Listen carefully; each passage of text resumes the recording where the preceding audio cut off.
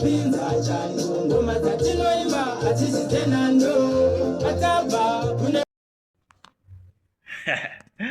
we are back again with yet another video.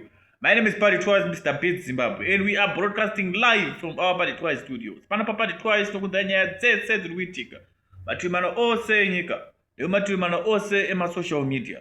Anti masaisai ese zvikuitika zvese anti inge tikupa imana pa Party Twice. Anti aimi chenyu gara makatenga data chena muchiona anti. Tenge tichikupakurire pana pana.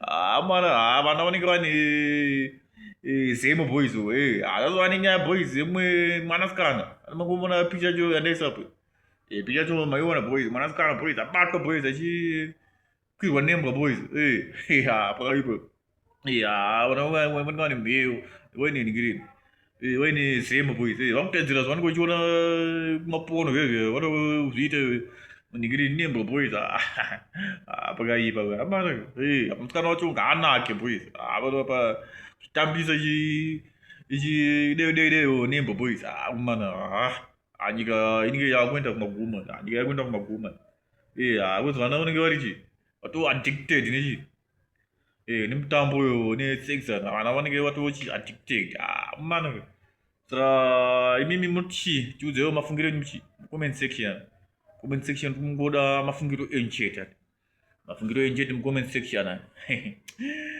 so my name is Party Twice, Mr. Beast Zimbabwe.